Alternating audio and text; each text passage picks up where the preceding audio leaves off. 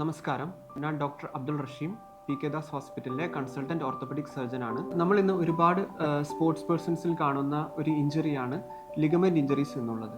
അപ്പോൾ ഇന്ന് ഞാൻ സംസാരിക്കുന്ന വിഷയവും അതുതന്നെയാണ്, മുട്ടിന് ചുറ്റുമുള്ള ലിഗമെൻറ്റ് ഇഞ്ചറി. മുട്ടിൻ്റെ ഈ ലിഗമെൻറ്റുകളെ കുറിച്ച് മനസ്സിലാക്കാൻ വേണ്ടിയിട്ട് നിങ്ങൾക്ക് മുട്ടിൻ്റെ ഒരു മോഡൽ ഞാൻ നിങ്ങൾക്ക് കാണിച്ചു തരുന്നതാണ്. മുട്ടിന് ചുറ്റുമായും പ്രധാനമായും 4 ലിഗമെൻറ്റുകളാണുള്ളത്.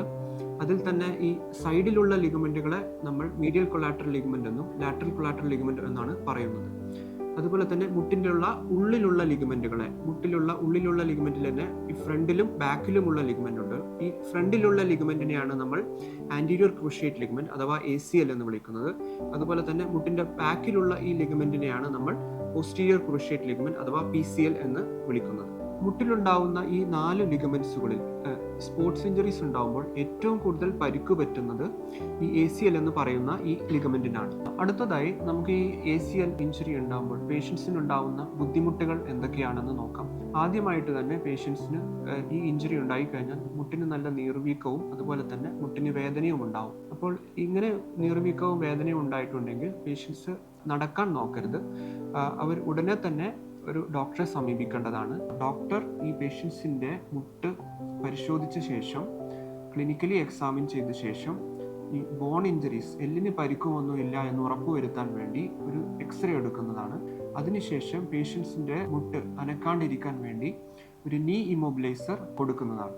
ഇതിനുശേഷം പേഷ്യൻസ് സാധാരണയായി പറയുന്ന ലക്ഷണങ്ങൾ എന്ന് പറയുന്നത് ഇൻസ്റ്റബിലിറ്റി സിംറ്റംസ് ആണ്. അതായത് പേഷ്യൻസിന് നടക്കുമ്പോൾ മുട്ടിന് ഒരു ബലമില്ലാത്ത അവസ്ഥ വരും. മുട്ട് നടക്കുമ്പോൾ തെന്നിപ്പോവുകയും അതുപോലെ തന്നെ സ്റ്റെപ്പ് കയറുമ്പോഴും ഇറങ്ങുമ്പോഴും ചെയറിൽ നിന്ന് നീക്കുമ്പോൾ മുട്ടിനൊരു ബലമില്ലാത്ത അവസ്ഥ ഉണ്ടാവുകയും ചെയ്യും. ഈ സിംറ്റംസ് ഉണ്ടെങ്കിൽ ഡോക്ടർ വീണ്ടും രോഗിയെ പരിശോധിക്കുകയും അതുപോലെ തന്നെ ഒരു MRI അഡ്വൈസ് ചെയ്യുകയും ചെയ്യും. MRI ആണ് ഈ ACL ഇഞ്ചറി ഉണ്ടായിക്കഴിഞ്ഞാൽ നമ്മൾ ചെയ്യുന്ന ഒരു റേഡിയോളജിക്കൽ ഇൻവെസ്റ്റിഗേഷൻ. നമ്മൾ ഈ ACL ഇഞ്ചറി ഉണ്ടായിട്ട് അത് അവഗണിക്കുകയാണെങ്കിൽ മുട്ടിന് എന്താണ് സംഭവിക്കുക എന്ന് നമുക്ക് നോക്കാം. ഓരോ പ്രാവശ്യവും ഈ ACL ഇഞ്ചറി ഉണ്ടാവുകയും ഈ മുട്ട് തിരിയുകയും ചെയ്യുമ്പോൾ സാധാരണയായി നമ്മുടെ ഈ വെയിറ്റ് ട്രാൻസ്മിഷൻ നടക്കുന്നത് ഈ മുട്ടിലുള്ള കുഷൻ സ്ട്രക്ചർ എന്ന് പറയും, അതിന് നമ്മൾ മെനിസ്കസ് എന്ന് പറയും. ഈ മെനിസ്കസ് വഴിയാണ്. ACL ഇഞ്ചറി ഉണ്ടായിക്കഴിഞ്ഞാൽ ഈ മുട്ട് തിരിയുമ്പോൾ ഈ മെനിസ്കസിന് ഡാമേജ് സംഭവിക്കുകയും അതുവഴി നമ്മുടെ മുട്ടിലുള്ള തരുണാസ്ഥി ആർട്ടിക്കുലർ കാർട്ടിലേജിന് ഡാമേജ് വരികയും നമ്മുടെ മുട്ടിന് പെട്ടെന്ന് തന്നെ തേയ്മാനം സംഭവിക്കാനുമുള്ള ചാൻസും ഉണ്ട്. അടുത്തതായി രോഗികൾ നമ്മളോട് ചോദിക്കുന്ന സംശയമാണ്, അതായത് MRI എടുത്തപ്പോൾ ACL ടിയർ കണ്ടു, ACL ഇഞ്ചറി കണ്ടു, അതിന് സർജറി വേണോ എന്നുള്ളത്. ഒരിക്കലുമില്ല. എല്ലാ ACL ഇഞ്ചറീസിനും നമ്മൾ സർജറി നിർദ്ദേശിക്കുകയില്ല. പേഷ്യൻസിൻ്റെ ഏജ്, പ്രായം, അതുപോലെ തന്നെ ലെവൽ ഓഫ് ആക്ടിവിറ്റി, അതുപോലെ തന്നെ ഈ ACLൻ്റെ ഗ്രേഡ്, ഏത് ഗ്രേഡിലാണ് ഈ ACL ടിയർ വന്നിട്ടുള്ളത്, ഇതൊക്കെ അനുസരിച്ചാണ് നമ്മൾ സർജറി നിർദ്ദേശിക്കുന്നത്. ഇപ്പോൾ ഒരു ചെറിയ പ്രായത്തിലുള്ള ആളാണ്, അതുപോലെ തന്നെ സ്പോർട്ടിംഗ് ആക്ടിവിറ്റീസിലൊക്കെ പങ്കെടുക്കുന്ന ആളാണ്, അതുപോലെ തന്നെ കംപ്ലീറ്റ് ടിയർ ഉണ്ട്, പേഷ്യൻസിന് ഇൻസ്റ്റബിലിറ്റി സിംറ്റംസ് ഉണ്ട്, ഇതൊക്കെ ഉണ്ടെങ്കിൽ നമ്മൾ എന്തായാലും സർജറി പറയുന്നതായിരിക്കും. നേരെ മറിച്ച് ഒരു 60 വയസ്സൊക്കെ കഴിഞ്ഞ ഒരാളാണ്, അയാൾക്കൊരു പാർഷ്യൽ ടിയർ ACL ആണ്, അതുപോലെ തന്നെ സ്പോർട്ടിംഗ് ആക്ടിവിറ്റീസിലൊന്നും പങ്കെടുക്കാത്ത ആളൊക്കെ ആണെങ്കിൽ നമ്മൾ സർജറി പറയില്ല. അവർക്ക് പ്രോപ്പറായിട്ടുള്ള മെഡിസിനും അതുപോലെ തന്നെ എക്സസൈസും ഫിസിയോതെറാപ്പിയൊക്കെ ചെയ്താൽ തന്നെ അവരുടെ മസിൽ ഫങ്ഷനും അതുപോലെ തന്നെ മുട്ടിൻ്റെ ഫങ്ഷനൊക്കെ വീണ്ടെടുക്കാവുന്നതാണ്. അടുത്തതായി നമുക്ക് ഈ ACL ഇഞ്ചറി ഉണ്ടായിക്കഴിഞ്ഞാൽ ചെയ്യുന്ന നൂതനമായ സർജിക്കൽ പ്രൊസീജിയർ എന്താണെന്ന് നോക്കാം. ഇപ്പോൾ നമ്മൾ ചെയ്യുന്ന സർജിക്കൽ പ്രൊസീജിയറാണ് ആർത്രോസ്കോപ്പിക് ACL റീകൺസ്ട്രക്ഷൻ എന്ന് പറയും.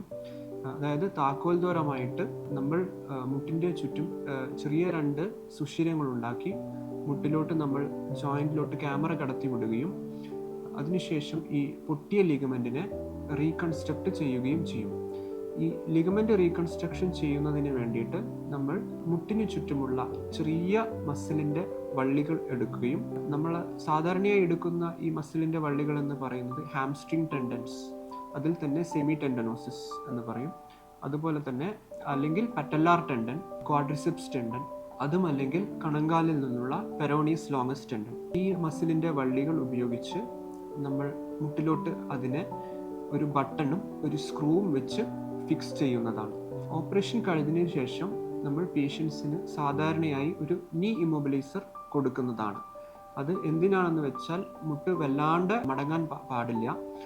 ഒരു പ്രോപ്പറായിട്ടുള്ള ഒരു ഫിസിയോതെറാപ്പിസ്റ്റിൻ്റെ ഗൈഡൻസോട് കൂടി അതിനുശേഷം ഒരു പ്രോപ്പറായിട്ടുള്ളൊരു ഫിസിയോതെറാപ്പി കൊടുക്കുന്നതിലൂടെ നമുക്ക് പേഷ്യൻസിൻ്റെ മസിൽ ഫങ്ഷൻ റീകവർ ചെയ്യാവുന്നതാണ്. ഫിസിയോതെറാപ്പി എന്ന് പറയുന്നത് വളരെ പ്രധാനപ്പെട്ടതാണ്. ഈ ഓപ്പറേഷൻ ശേഷം, ഈ ഓപ്പറേഷൻ കഴിഞ്ഞതിന് ശേഷം ഒരു ഗൈഡഡ് ആയിട്ടുള്ള ഫിസിയോതെറാപ്പിയാണ് കൊടുക്കേണ്ടത്. അതായത് ഓരോ മാസവും പേഷ്യൻ്റ് അറ്റൈൻ ചെയ്യേണ്ട കുറച്ച് ഫങ്ഷനുണ്ട്. ഓക്കെ, മുട്ട് മടങ്ങണം, ഇത്ര ഡിഗ്രി മടങ്ങണം, ഇത്ര എക്സസൈസ് ചെയ്തിരിക്കണം, അതൊക്കെ ഓരോ മാസവും അറ്റൈൻ ചെയ്യണം. അപ്പോൾ ഈ ഫങ്ഷൻസ് ഒക്കെ അറ്റൈൻ ചെയ്ത് കഴിഞ്ഞാൽ പേഷ്യൻസിന് ഒരു 8 മുതൽ 9 മാസം കഴിയുമ്പോൾ തന്നെ സ്പോർട്ടിംഗ് ആക്ടിവിറ്റീസിലോട്ട് കിടക്കാവുന്നതാണ്, പ്രശ്നമൊന്നുമില്ലാണ്ട്. ഇതൊക്കെയാണ് മുട്ടിലുണ്ടാവുന്ന ലിഗമെന്റ് ഇഞ്ചുറീസുകളെ കുറിച്ചുള്ള പ്രധാനപ്പെട്ട പോയിന്റുകൾ. നമ്മൾ ഒരുപാട് രോഗികൾ കാണുന്നത് എന്താ വെച്ചാൽ, അവർ ഈ സ്പോർട്ടിംഗ് ആക്ടിവിറ്റീസിൽ പങ്കെടുക്കുന്നതിന് മുന്നേ തന്നെ പ്രോപ്പറായിട്ടുള്ള വാമപ്പും സ്ട്രെച്ചസും വാം ഡൗൺസും ഒന്നും ചെയ്യാണ്ടെയാണ് ഈ ആക്ടിവിറ്റീസിൽ പങ്കെടുക്കുന്നത്. സോ പ്രോപ്പറായിട്ടുള്ള വാമപ്പും അതുപോലെ തന്നെ സ്ട്രെച്ചസും വാം ഡൗൺസും ഈ ഇഞ്ചറി വരാണ്ടിരിക്കാനുള്ള പ്രധാനപ്പെട്ട ഒരു പ്രിവെൻറ്റീവ് മെഷറാണ്. So take care of your knee. Thank U.